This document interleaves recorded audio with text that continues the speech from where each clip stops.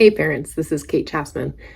Today's video is going to be about helping your child foster independence. So just helping them become more independent. And um, I was reflecting earlier today about when my daughter was just a little itty bitty thing. I was in one of those moms groups, and there was a nurse who was in charge of the group, and I can remember I couldn't get her to sleep, and I remember asking the group, like, how do you get your baby to nap and go to bed at all? Like, she never wanted to sleep.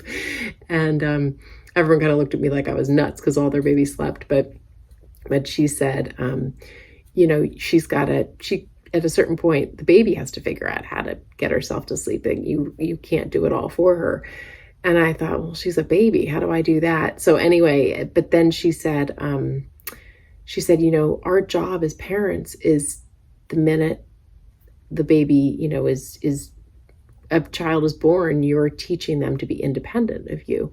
And when they're babies, you're teaching them to be able to self-soothe and go to bed on their own, fall asleep on their own.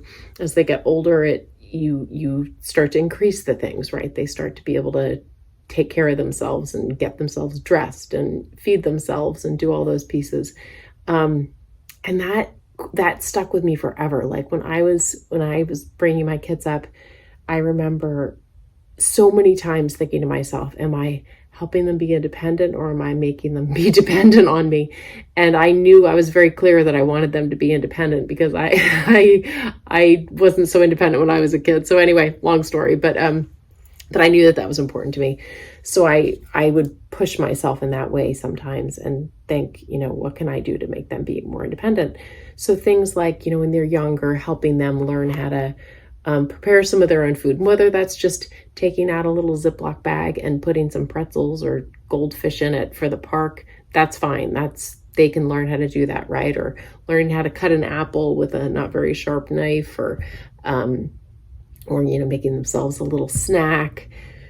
My kids started making their lunch pretty early on, because I found that they ate it more if they made it themselves, and I would check and make sure that I was okay with what they were packing. But they did a lot of the cutting and the preparing themselves, letting them carry their little backpack into school and bringing it home. You might need to remind them. Some of our kids need more reminders so they don't forget those things. But letting them be in charge of that, remembering their coat at the end of the day.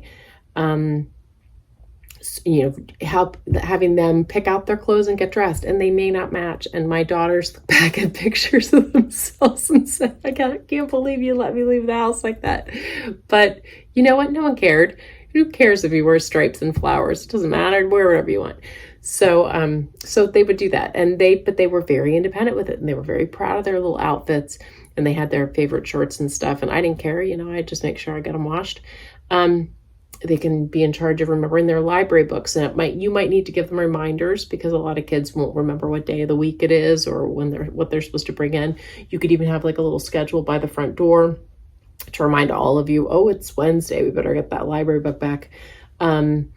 Whatever you need to do. And that helps the kids learn, oh, that's a strategy I can use when I'm older. I could have a sign by the door to remind myself, or put a Post-it on the front door saying, library book tomorrow, so that you don't forget. That's another great strategy they can take with them into adulthood. As kids get older, helping them be the advocate for themselves. And even when they're younger, if they have a problem with someone on the playground, having them learn, a lot of times kids won't tell a teacher at school, and then they go home and tell their parent, oh, this person hurt me, and the parent will email a teacher, and the teachers are fine with that, and they will deal with it in class the next day. But really, the best thing is if your child feels comfortable enough to tell the teacher in school themselves, I had a problem with this person, I need help talking to them. That's the best scenario, because they're learning how to advocate for themselves. So when my kids would come home to me and complain to me about someone doing something at school, I would say, great, go in tomorrow and tell your teacher, can you help me talk to this person about this problem? Because I'm not going to do that for you. And it's just good practice, right? So that by the time they get to middle school, if it's a bigger thing, or if they're struggling in class and they need help, or they don't know what an assignment is and they're confused, they won't feel as apprehensive about reaching out to the teacher and saying, hey, can I get a little extra help on this? Or, what was that assignment? Because I didn't catch it. I wasn't 100% listening. And, all teachers would be happy to tell kids what they need to be doing about things. But a lot of times the kids feel kind of a little bit embarrassed that they don't know, and they don't want to admit to the teacher they can't do that, or they're just afraid to talk to the teacher. So getting them used to that early on is really great. If you have a middle schooler who is struggling with that, you can help them by helping them formulate the email, but have them send it to the teacher from their email. And a little tip with that one too is have them CC you on it, so that the teacher knows that you're aware of the situation too. That always helps. That then it's totally transparent, and then the teacher knows that you're involved as well. But have it come from the student, because teachers usually respond better to when kids are actually the ones reaching out. So it probably sounds funny, the whole like creating them to be independent, but it will really serve them well later on in life when they're off not living with you anymore and doing their own thing. And it feels so far away, I know, but it goes really fast.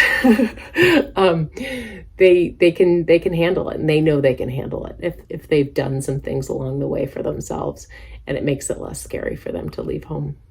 And as much as we might not want them to leave home, if they eventually do, so it's good to prepare them for it. All right. Thank you so much. Have a good night.